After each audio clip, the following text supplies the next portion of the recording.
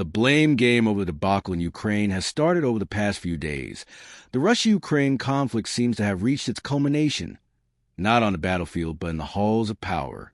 On February 28th, Ukrainian President Volodymyr Zelensky faced verbal flagellation by United States President Donald Trump and Vice President J.D. Vance at the White House, which appeared to many staged and scripted. It all felt like Trump was looking for a pretext to break up with Ukraine.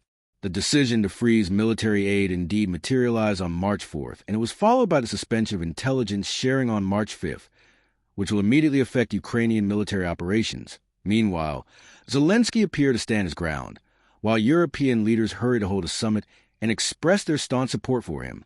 They pledged to continue military and financial aid to Ukraine. It is tempting to ascribe the events of the past few days to the whims of Trump. But what we are seeing is a political show aimed at selling the bitter reality of Ukrainian defeat to a Western public, which for many years was fed the narrative that Russia is weak and can be defeated or weakened to the point of irrelevance. The reality is that the U.S.-led West has exhausted the available resources and willingness to wage what former British Prime Minister Boris Johnson admitted is a proxy war against Russia. What hides behind the rhetoric and theatrics is damage control and a blame game, preparing the public for the inevitable. Staunch Russia hawks, like EU's foreign policy chief Kaja Kallas, as well as lobbyists from the military-industrial complex, will keep insisting that Russia can still be defeated. But they've been selling this narrative in various magical solutions, like the supplies of F-16 fighter planes or long-range missile strikes into Russian territory, for 3 years now, and nothing has changed on the ground.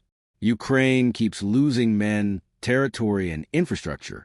It is inconceivable in the present circumstances that Ukraine could achieve a better deal than the one it rejected in Istanbul under British and U.S. pressure in the spring of 2022, or the one it could have attained earlier under the Minsk agreements.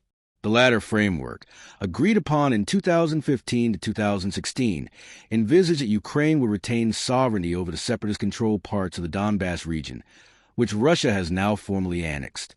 The agreements have served as Kyiv's benchmark for judging the outcome of the conflict. A former advisor for Zelensky's administration and Ukraine's main talking head at the start of the war, Oleksiy Arestovich, formulated a Ukrainian view on what would constitute victory over Russia back in March 2022, when he said, "Getting less than we had before the war means our defeat."